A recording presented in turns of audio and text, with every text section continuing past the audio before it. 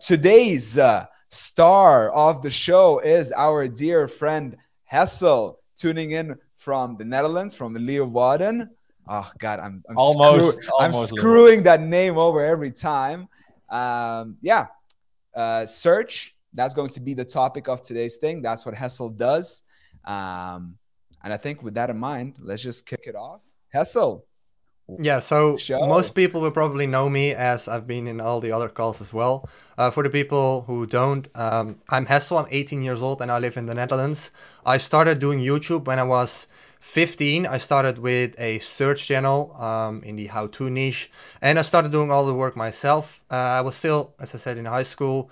The pandemic hit in 2020, so suddenly I had a lot of spare time, so I was like, I was always into like online business and all that stuff, and it felt like the perfect opportunity. So it took 8 months for that channel to get monetized, and then I was making about $5 to $10 a day. I couldn't really grow it really fast because I was still in school and I didn't have that much time. But eventually, just in the holidays and in the weekends, I worked on it, and eventually it got to about $50 to $60 a day, and without any cost because I was doing everything myself. And then in 2021 there was a big crypto spike, so a lot of people were into crypto, and I made videos about it, how to like buy this coin on that platform, all that stuff, basic tutorials, which I recorded myself. Then fast forward to 2022, I had my exams and I passed, and I started outsourcing. I was also 18, like I turned 18 this year, so I could set up a company, I could hire people with a business and everything. And that is basically where everything really changed, like from doing all the work yourself, doing YouTube, switching to YouTube automation. So to give an illustration, with my first channel, I started outsourcing about 4 to 5 months ago, and I started outsourcing with about 300,000 views every month, and now it's running at almost 1 million views a month. So yeah, pretty good growth, I'd say, in a saturated niche. So that is basically my story of growing search channels. I'm now making around $6,000 a month in with my search channels, and like 5-6 months ago that was about 2,000. So it's really growing very fast right now because of the automation part. Yeah, Wow. and I think it's good to say it's consistent. Like you don't have a Oh drop man, in views. it's consistent as hell. Tell something about it. Like how are your views looking like? Like the drops. Okay, so videos I uploaded back in 2020 that I made myself. I have a few videos that are still making about like $1 to $3 every single day, and they are now like in total they have made over 2,000. And in the beginning, I wasn't even sure if this video would be profitable, right? So that's like the power of these evergreen videos. You can still generate money with it, like after 5 years of doing nothing, basically. And that's not like any other niche. For example, if you have, I don't know, a Formula One channel, which I also have, then you really need to be and create new content every single day, which is relevant for, you know, what happens there in the Formula One world. And that's really different with search channels, with topics that are always relevant. And just to give a little bit of context to everybody, Hessel is 18 years old, and he recently dropped out of university because he was like, fuck university. I'm making more than my teachers, you know? So yeah, I think it's really like inspirational for everybody as well. When I was 18, I was doing far from what you are doing, matter of fact. So yeah. I think also good to cover maybe Hessel, since you're doing this already quite a while. Like what kind of mindset do you need for search-based content? Yeah, the mindset would be long term. Like if you want to make money, if you want to make $2,000 in like, let's say 3 months, that's probably not going to happen. And especially if you start with outsourcing, which I would advise, you can start with like 20 videos a week. Then you're probably not seeing any results or any return on investment in the at least first 6 months. But in the end, you need to see it like this way. The ROI is growing over time. So if you invest $5 in a video, in a very short video right now, maybe it takes a year before that video breaks even, but everything after that will be profit. So you really need to be thinking in a way of, is this video going to make me money for the next 10 years to come? If yes, then basically create a video, and if no, then look for other topics. So I think if you have a search channel which is making 10K a month right now, that is one of the strongest digital assets you can have at the moment. Yeah, because the income part will never dip, probably. Yeah, it won't dip that much. Like, as I said, the videos rank, so yeah, it doesn't fluctuate that much. It's mainly growing, at least if you're uploading. But if you're not uploading, it's not going down, like not that much. Right. Man, that's crazy. That's absolutely crazy. Probably a good time for us to just start transitioning to the questions, right? What do you think? Halim is joining. Because, Halim, of course he wants to join. There he is, just back from work. Of course he wants to join Mastermind. Very good. But yeah, let's start taking questions as usual. You guys raise hands. We will take it in order of the queue, whatever you want to ask. And let's kick it off. Felix, let's go. Hi guys, thank you very much. Really cool group. Where are you from? I'm from Berlin. Berlin, cool. Welcome. So Hessel, we're neighbors. Yeah, we're neighbors. I guess you guys are from the US. Right? I'm from the Netherlands as well. I live close to Hessel, actually. Yeah, very close. That's interesting. No. Yeah, also is. Yeah, cool. Okay, let me keep it short and sweet. My question to you, Hessel, is I'm very new to the whole game. So how do you do this research? Is there? I saw like there are two tools. vidIQ, I think is the one name of the other tool, and the one is called Tube Banner. How do you go about finding good topics where we could do these search channels with? Well, that's interesting because like in this niche, this format, like tutorials, the topics is basically the money making step. Like the quality isn't that important.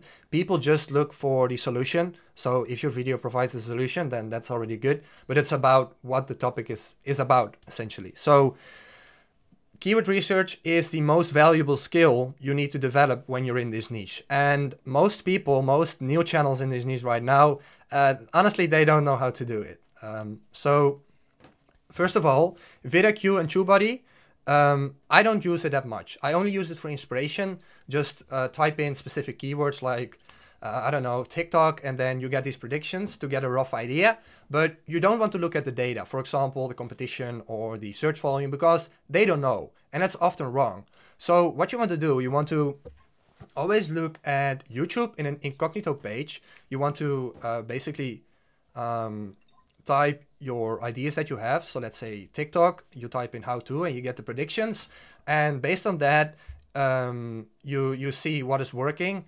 And let's say a prediction comes up that is TikTok or how to delete your profile picture. Now, how to change your profile picture on TikTok.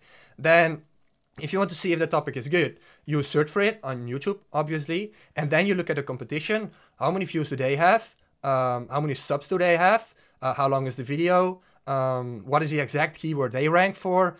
And like how recent is the video? And if you think you can outrank them, then you basically create a video. But as I said, it's like it's not that simple. You need to have like a feel to do it, I'd say. And yeah, there's not like, I wouldn't recommend to use tools. Right. All right. Okay. I hope it answered your question, Felix. Then we have the other Felix. Go ahead. So you mentioned that quality isn't really that important when it comes to search-based content. So I'm assuming that the quality of what they're doing should be pretty up there, right? What's your vetting process when choosing somebody to make these videos? And is it just one person or multiple people? So to find the people, you just go to Upwork and you post a job, and the video itself is made by one person. So you just give a topic, again, for example, how to change your profile picture on TikTok. It's a bad topic, by the way, but just as an example. The video creator, which can be, in my case, is from Pakistan. I have multiple, but most of them are from Pakistan. They record their phone while speaking. So you don't need a script. just the recording with voiceover is in one go. And then you have a thumbnail designer making the thumbnail. And because you work with templates, you can let them make for less than $1, 50 cents. So that way you keep the cost low, and people who watch the videos, again, are only looking at their solution. So if the voiceover is clear and if the video is like clear as well in general, then yeah, that's good enough. You don't need, for example, an American person doing that. Okay, so they don't have to be like complete experts in what they're doing. No. Okay. Awesome. Thanks, man. Awesome. All right. Anyone else? Yeah, if you have a question, raise your hand. I saw a guy doing a question in the chat, but please, yeah. Someone asked, like, do the question need to be only about search? You know? Yeah, Mihai, perfect. Yes, Ask your question. Okay, so do the questions need to be only about search-based content? Because I have like a problem and. Just ask. Okay, so I have a big problem. Oh shit. Okay, so I have a news channel which is doing pretty good, and now I want to start like 5 more channels in other 5 languages, and I post about 9 to 15 videos a day, and I created 5 Gmail accounts, 5 YouTube channels, and I started posting on them like 10 videos a day, and after one day Google disabled them all, and then I contacted them, and they reactivated my accounts because they seen that I'm not a bot, but now that YouTube channels don't get any reach. I mean, like 1, 2, 3 impressions per video. I have like 20 videos with 0 views, and I don't know what to do. That's true. Right. Ron, we had this with a channel of mine, with a shorts channel. Actually, that like shadow bans, YouTube says they don't have it, but they like do. Yeah. So what I did in short is create a new channel. So that's probably not the answer you're looking for, but I wouldn't know any other solution. Maybe George or Ron know other solutions. But I think that they have my IP, and they will see if I create other channels. Do I need to change my IP, use a VPN? Use a VPN. Yeah. Okay. Maybe make an account with a VPN. So you like the account creation is attached to a different IP. Then I think it should be okay.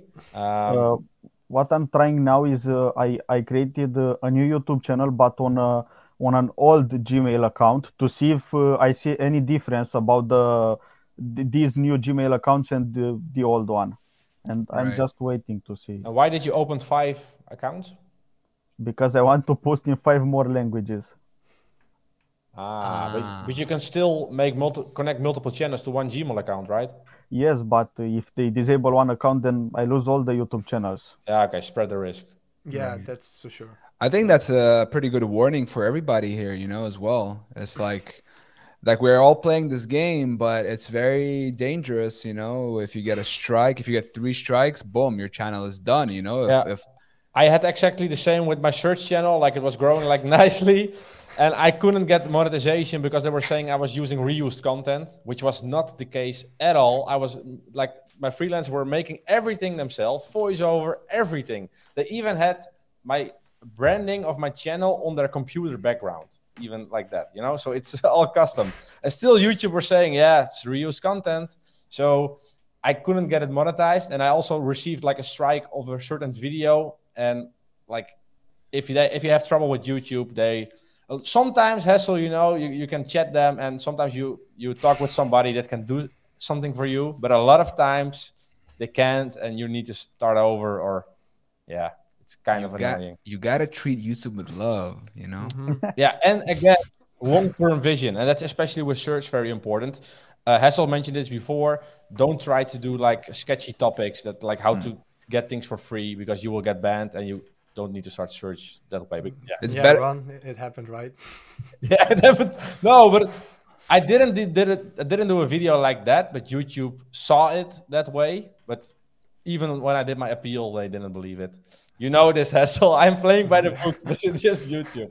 In the long term, it's better to drop a topic that you are kind of like unsure than because you know in the long run it's going to be much better for you. It's not worth it basically. But yeah, let's go to Rob. We got my guy Rob. Rob and I had a conversation, one of the first kind of coaching calls. What up, Rob? How are you doing, man?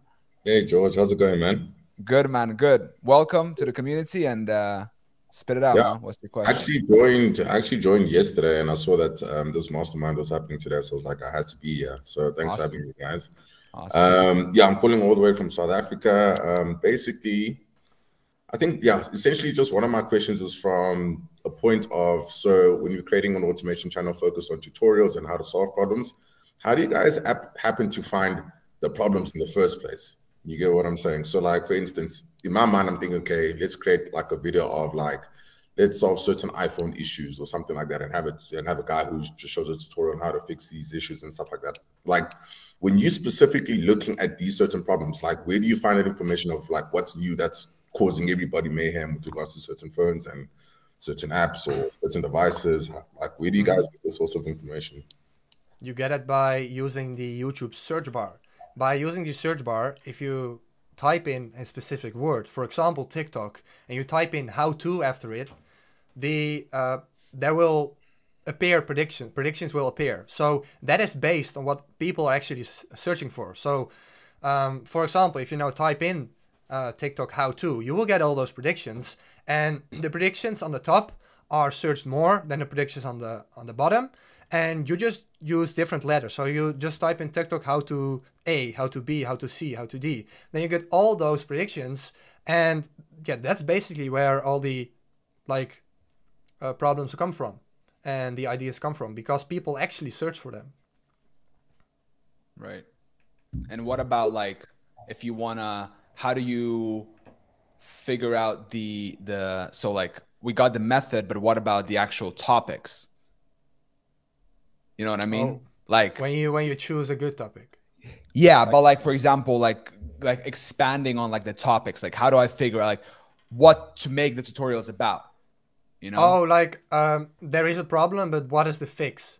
No, but like I don't know. I get what Rob is saying. For example, I think one of the ways is to look what other channels are doing already and not necessarily copy them, but get inspiration.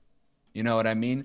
Obviously, you know, no one is going to forbid you to copy what other people are doing, but chances that it might work for you are not 100%. So you might as well get inspiration. You know, if someone is doing, correct me if I'm wrong, Hessel, but if someone is doing about some project management software, right?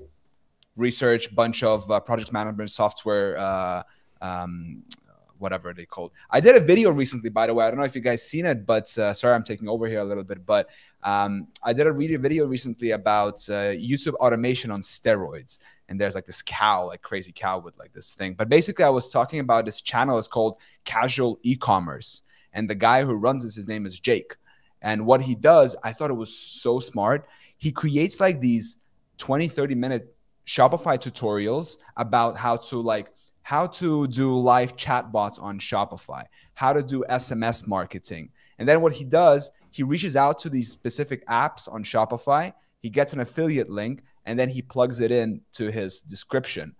So the people who are looking for that, they're looking for a solution on how to get a live chat on Shopify. He makes a solution in terms of video, and he has a CTA to click the link and install, and he gets money. So yeah, but you got to get creative. I think you got to get creative. Right. I have a video on my channel, how to start a fire with wet wood. Yeah. So like essentially the question stemmed from like certain problems are relevant and certain problems are like from like 7 years back and stuff like that. And you'll still find solutions for those problems. How to make fire. It's very yeah. yeah. But like, let's say, for example, like, you know, have you guys heard of an app, Be Real, a new app? Okay, everyone heard about it. So like it's fairly new, right? It's not like Instagram, right? So if you stayed on the trend, if you stayed on the edge and you saw that like there's some talk about Be Real happening, you could jump on that, make it, and the chances that you're gonna get on that wave of rising, right? It's gonna be quite high. Yeah, but also with new features on Instagram, for example, if Instagram launches something whole new, I think Instagram is already copying something from Be Real, the same option. There are probably a lot of problems around that option as well, and it's completely new again. But let's keep the focus on Hessel because he's the star of the show. Next question is from Chris Barros, our guy Chris. Chris the guy. What up, Chris? What's up, man? I mean, you kind of answered it right now, but as far as like be creative, but we got the search thing down. Like, all right, this is how you find your topics. Now, how do you decide then which ones are unsaturated per se, to go ahead and actually do a video on it? Like you were saying before, TikTok, you know, how to change your profile picture. That sounds like a standard thing. Yeah, it was probably popular at first, but later on, probably not. So how do you decide what is worth pursuing? So basically, if you search for a specific topic, so let's stick with this example, how to change your profile picture on TikTok.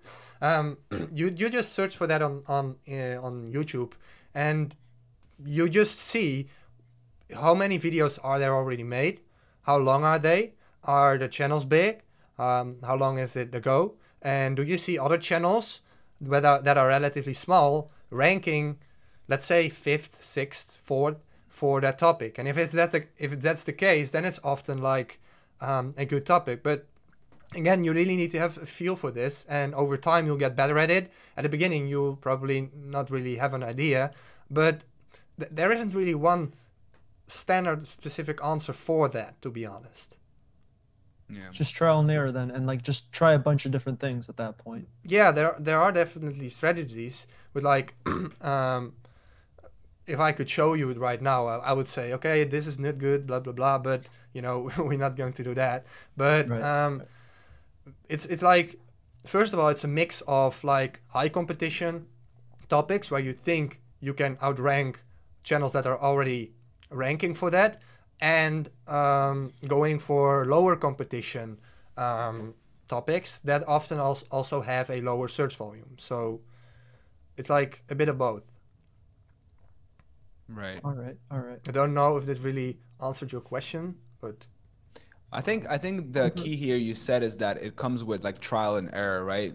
So the more you do it, right, you're gonna, let's say you upload 100 vids, right, 10 rank, for example, and you'll see like, okay, what's the pattern between these 10 videos? Is it a topic that's kind of, you know, not used by many other people, not covered? Or you basically need to do first, see what works, and then look at what works and ask yourself, why did that work? Right? Right. No, that makes sense. Like the first topics I chose were kind of random at that point, and then hence so I didn't see traction, but I was doing it all myself, and then just recently finally got some people on board to start doing. It's slow. It's going slow, not gonna lie, but I'm doing a different research method, like what you were saying, the how to TikTok, how to then whatever application or computer software. Yeah. That's basically it for that. All right. Sounds pretty good. Kareem, our guy. What up? Yo, what's up, guys? Nice to see you. Nice to see you as well, man. Thanks, man. Thanks. Appreciate it. So my question is basically, I have some videos that worked really good, like lately, and my question is like straight to the point. If a video worked like very good in a short amount of time, in like 7 days or something like this, I've heard Yuri and you Hessel like said that before, you can double down on what worked and stuff like that. Like, is it good to double down on a video after like working 7 days or 8 days, or give it more time and then double down about it? Like, did you get the question? Yeah, like double down straight to the point. If you should look at analytics, like look at data after 7 days, like, yeah, why not? Probably if a video already ranks within a few days, that means that like your title is very good, or you're just outranking a lot of other channels, or you are just ranking in a topic with not a lot of competition. So then you basically look at, why is this video performing better than others? And you try to figure out why, and you try to do that for other videos as well. So most of the time it doesn't happen, right? I think you noticed that as well. Like it takes a bit more time, but it's just the same, like the same route, I think. And you could do it like with the same thumbnail, the same title again, and just change the video a little bit. Try to be creative in the video. Like that's what you can do, basically. Yeah, but what do you mean with like? I mean, be creative with the video. Yeah, I mean, by the creation of the video, if I made a video about how to make a video on TikTok, just a random example, when I would remake the video again, like do it the same method or trying to change it a bit and then post it again. If a video ranks, then I don't make the same topic again. Yeah. Like, oh, all right. Why would you do that? It's more like using that and seeing why it's doing well, and then expanding to other topics that could be in the same like area or have the same, how you say that? I don't know, but like you get the point, I think. Yeah, I got it. All right, 100%. Thanks, bro. So let's say, for example, actually Marcel told me that he, for example... Hey, you exposed him. No, I didn't expose anyone. But let's say, for example, you make a video about Tinder in Spanish. Whoa. And then those videos overall, like that one video performs well. What we can do is not remake the same video, but you can look at what other questions are around Tinder, right? And then start doing those, right? Yeah, that's exactly what I was asking. Yeah, because I have some videos that work like very good. They got a good amount of views in a short amount of time. So I was asking why if I double down on those videos again, and like, yeah, that's the question. I think I got the answer. Thank you, boys. Yeah. Appreciate that. I feel like certain keywords or certain topics are less saturated than others, right? It's just a matter of you finding those like gold nuggets. Halim, I thought you were at work, man. Yeah, hey guys. Yeah, I got out of work a little bit early. Told the boss I needed to catch a meeting. Very good. That's commitment, baby. So yeah, a little bit of a different question. So Hessel, if you were to start from scratch, if you had to start from the beginning again, a brand new YouTube channel, what would your aim be in terms of the number of videos you would want to do per day? How long do you reckon it would take you then to turn a profit? All right. So considering I have a starting budget, like I'm working a 9 to 5, let's with a budget that I can outsource, or just from scratch from zero. From zero. Yeah, then I would start doing the work myself. So okay. Oh no, sorry. Yeah, if you had a budget, if you had obviously you had some cash flow, of course, then to get everything done. Okay. Yeah, then I would in this niche I would start with 20 videos a week for a budget as low as possible, which can be found for like $2, $3 per video. So in that case, you would be spending about $50 to $60 a week, which is not that much. And by that you just see what is working. You get a feel, just trial and error basically. And over time, in the beginning, you won't see that $50 back, $60 back. Like probably the first 2-3 months, 4 months, you're not going to make a return on investment. But once you make $50 a week after, let's say, 4 months, that $50 a week is never going down, or not that much. Like it's staying. And if you're uploading more and more, that will keep growing, and going to $50 a week, that's not that hard. So from that point, basically everything you get, basically, how would you say that? Everything more than $50 will be profit, right? So that's how I would start. And then over time, you get better at it. And 20 videos a week is definitely a good amount to start, right?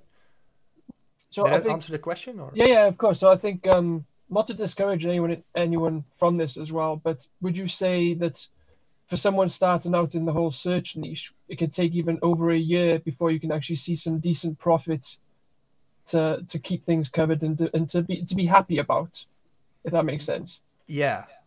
It depends how much profit you want to make. Yeah, that's first of all, but even $1,000 a month. $1,000 a month. That is probably going to take longer than a year. Longer than a year. But it depends. Yeah, with 20 videos a week, you mean, Hessel, right? Yeah, because eventually you can reinvest the money you earn and make more videos, right? So that's again, I didn't know if you were in the meeting in the beginning, but it's like switching your mindset from making money within, like, for example, 6 months to wanting to make $1,000 a month for the rest of the coming 10 years to come, right? If that makes sense, I don't know. Yeah. So if you got it set up, it's not going down. Like, that's the point. I think Yeah, also sure. I would add to that, Halim, is that, you know, if I understood your question correctly, in my opinion, one of the most important things you can do is find your guy, right? If you found your guy who is like hungry, he wants to work with you. Like, I was lucky to find that guy, right? I have him right now. He does everything for me. Like, I'm not even kidding. I used to do keyword research, and then I saw that he kind of understood, and I asked him, hey, can you do keyword research as well? Can you, like, he's like, how much extra would you pay me? I'm like, okay, $50 extra. Okay, no problem. And now for $3.50 a video, he does everything. And when I say everything, as in like, I'll go onto studio in the evening and there's 5 more videos uploaded. 5. And the topics are nice as well. I think he's like really good at this. The people who do this, if you find like the right person, man, they know what they're doing, honestly. So I think if I'd be starting out, the single most important thing for me that's important is to find a guy with whom you can work, start doing it, and slowly give him as much, like, not authority, but as much, delegate all the tasks to him, basically. Right? He can do one guy can do everything himself. That's how I have it set up. And then you have a second guy, a third guy, a fourth guy, scale from 20 to 50 to 100. And then we make $1 million. Okay, who's next? I have another question then, sorry. Has anyone ever thought about re-editing existing footage to be used for search content? No, don't do it. not with like standard how-to. I wouldn't recommend you to like use other people's content, because there isn't really much to change, right? Because the video is pretty much done already. So how could you re-edit that? I don't know. Like I was watching a video earlier. I can't remember who it was. I think in my interview with George, I don't know, where was someone changing a light bulb? Was that? With wasn't Marcel? that? Yeah, I think that was, man, that guy. He recorded a guy. A guy came over to his house to install a lamp. He recorded that guy putting the lamp, and he's like, "How to install an IKEA lamp?" And that video got like 15 or 20,000 views, talking about being creative. So my point is, imagine if you were to take for like 5 different clips of 7 seconds, no more each, and put it to, you know, this is the correct way to change a light bulb. You know, could that work? That could work, but I'm not sure. Like, guys, I'm sorry to interrupt. Halim, I think the thing is with this search-based stuff, like in my little experience in the last 3 months, you could find freelancers that can make videos as cheap as possible. I found a guy lately that can make videos for me for $1 a video. I swear to God. Like I found it on Upwork. So if you could find like freelancer that can make videos as cheap as this, you will have the advantage. Already you will have the advantage. So I can make right now 500 a video for just $500. Easy. You understand what I'm trying to say? And you will, the result is the same, like Hessel said, doesn't matter, like the quality is not that much of a big deal, especially in this search-based content. So the thing is trying to find like freelancers that can make videos as cheap as possible. That's what I'm trying to say. Sure. All right, guys. And as I promised, I do have a very special guest for you. So I would like to announce, please come on in. Yeah. Hello. So Marcel actually came to visit me from Barcelona, and we went ice dipping today. We did yoga, and we also went, because I live by the lake. So I'm gonna send a video to the Discord later on of us like fucking. It's 6 degrees outside. It's freezing. It's like really cold. So yeah. You're here with the Mastermind as well. I wanna join. I'm gonna join now. Okay, join from your laptop. All right, we have 2 more Alex. Alex next. Alex, where are you at? You want to turn on your? You want to turn on your camera, Alex? I don't have my Mac is hooked up to a TV screen, so I don't have a camera on the TV. Okay, we're gonna look at your profile picture. Let's see. Look at my profile picture. There you go. Zoom in. All right. Where are you from, Alex? I'm in Canada. What do you do for a living? I'm in real estate.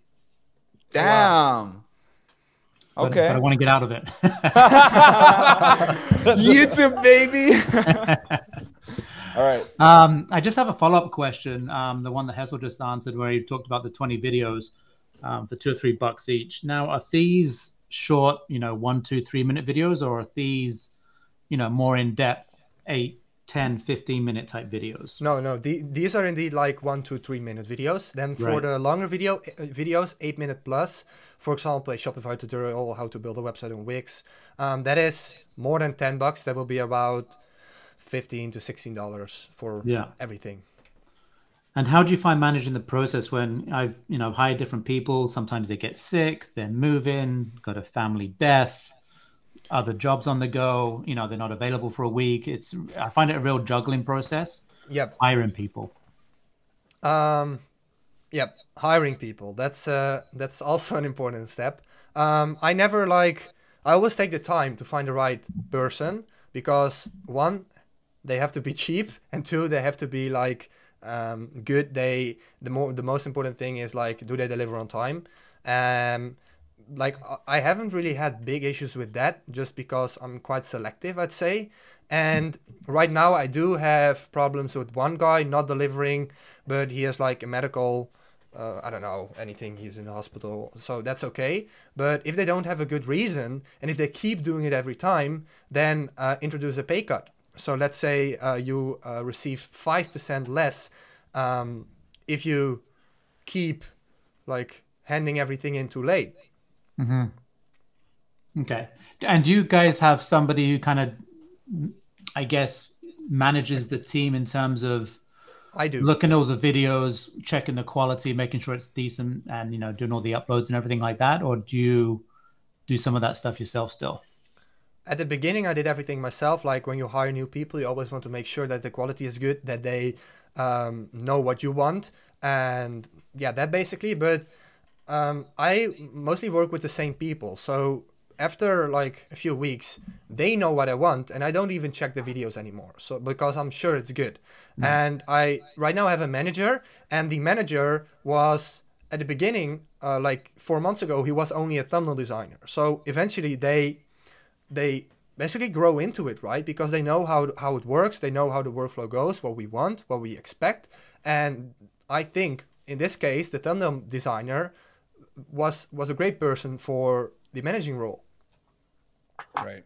Okay. And he kind of gives you an update on a weekly basis. We did X amount of videos this week, or is that's how you have it set up? The amount of videos is the same every week, unless I change it. So that's, Okay. Yeah. We have some more questions also. Thanks. I think Felix had another one. Thank you, Alex. Felix, and then Halim, and then one more. Yeah. Yeah, and then we're... real quick, Alex, also to answer your question, I run an agency for 2 years now where we create dropshipping creatives, and we had at the highest peak 15 employees from the Philippines, and maybe generally speaking for everybody who has a team or a small team. The biggest learning for me to keep them accountable, and I heard every excuse from, hey, I'm in the hospital, hey, this happened, X, Y, and Z. And biggest learning I had in the last 2 years was to make the environment in such a way, to form the culture in a way that they come to work because of the people. So, and this could be achieved through making meetings, playing games together, just creating an environment they would love to log into and they love the people around them. So maybe that helps somebody that runs a team. Interesting.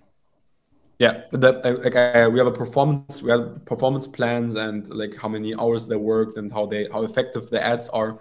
So they have a goal they have to hit every day for the creatives. And I could see a difference when I direct their time with Hub staff and also the output of the ads. The performance was massive when I started to really take care of the people, where I was hey, let's have every Friday, let's play chess together, let's play Uno together. Let's talk about what happened on the weekend, just make it very comfortable environment. And when you think about them a lot, their performance will dramatically increase. They So love basically, the work. treat them like real people, you know, and just same like an offline office. I think that's important because it's very easy to think like, oh, it's just on the screen and to lose a little bit of touch of reality. Yeah, good one. Absolutely. And if really somebody looks for talent, the Philippines is one thing. And I have a friend who who sources whole teams for people in the Philippines. So they do the whole outsourcing. If somebody's interested in that, I can help them. And I have a business partner I work with, and we found a very cool source of talent that's really untapped, because it was a coincidence. We work with a charity in Africa where we help people that were not privileged to get a college degree. And these people speak fully English, are very smart, are really hardworking, and they look for work. And we hired like 3 people from this charity in Kenya, and they do excellent work, better than I would say the people in the Philippines. No front, but yeah. So that's interesting for someone. You can also reach out to me. And my question was to Hessel or anybody in the room is, you said you would look for channels that rank with a certain keyword. How do you see if a channel ranks for a certain topic? Is it like with the tool you see it, or? No, not with a tool. Like, no, it's just with a topic. So for example, again, how to change your TikTok profile picture. You just search for that on YouTube in an incognito page, and then you see videos that rank with the channels, right? So that's how you see it. It's I think you didn't quite understand what I was trying to say there, but just not using any tool with like going to a channel and see for what videos they rank. No, it's just searching for the topic and then seeing which videos what videos are ranking, and yeah, no more than that. So vidIQ, I think, has a video per views per hour thing. Yeah, which that's pretty useful as well. So if you get the vidIQ extension on Chrome, you will see that it tells you how many views per hour videos get. Halim, you're next. What's up? Yeah, so actually, I just want to add to what you were just mentioning there. I think when you say ranking, if I'm not mistaken, you look at it the same way as how a lot of people want to rank the first page of Google. Look at it in the same way as YouTube. YouTube has basically the first page. You could say if it's on the first page, it's got to be doing something right. Yeah, it's very similar. Yeah. So my question really is, when you were talking about certain amount that you spend on short searches and long searches, where do you really see a lot of your focus being, and where do you see a lot of results coming from as well? Usually most of the views come from the shorter topics, as they have more volume in general, so search volume. And the longer videos tend to have a higher CPM because you have more ads in them, and they are about higher CPM topics in this case. It's more about software, websites, hosting, all that stuff. So it's kind of a bit of both. The strategy that I use is basically first, with the students that I have, first always going into like shorter videos, so 1 to 3 minutes, like keeping the cost low. Then once your channel is getting some authority, getting some views, some revenue, then once it's making about like a few $100s a month, like $100 to $200 a month, they can start and make some longer videos. So let's say one video a week with your short videos about Shopify, about Wix, about anything basically, and then those videos will generate you more money in the long run, but the investment is also bigger. Okay, sure. Great answer. Thank you, Hessel. Rob, what's your question? Hey guys. Yeah, hey guys. Okay, so basically what I've been hearing from the session today is basically 20 videos a week, and then for $2 each, right? So I'm starting out as well. And I feel that, like, after listening to you guys, I feel like I'm deviating the wrong way, because I'm kind of focusing on like the longer videos. So I'm looking at like 10 to 12 minutes.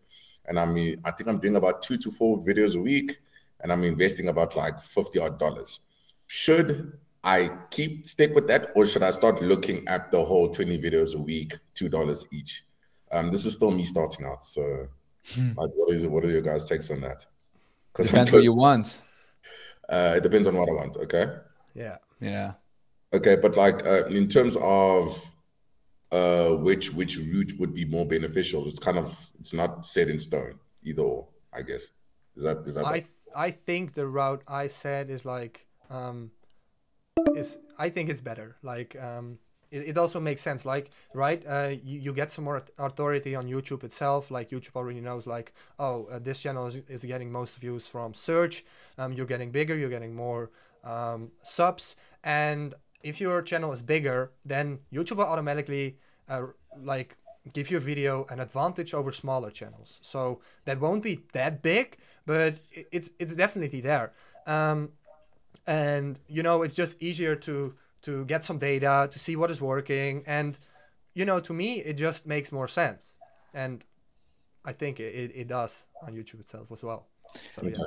And I think also, Rob, coming back to your question, I think you need to distinguish between what you want to get good at. Do you want to get good at, and there are two different things: browse, as we talk about, and search, right? So, for example, someone like Mr. Beast, right? He's the king of browse, right? You go on incognito window, chances that you're going to get a recommended a Mr. Beast video are super high. But search, it's like you're not going to blow up and get crazy views. But if your video ranks, it's like every time someone clicks, they're going to give you a little penny.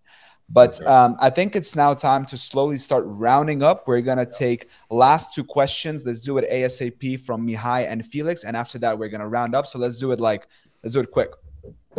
Okay, guys. So what do you think about dubbing the videos content in other languages? Taking your own videos, changing the voiceover and the title, and posting it in other languages like Mr. Beast does. Is it good? Is it?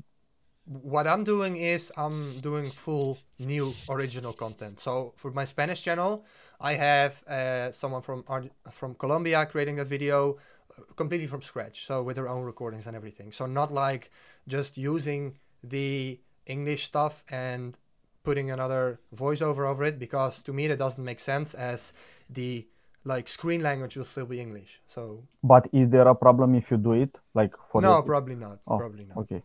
Thanks. Yeah. That's all.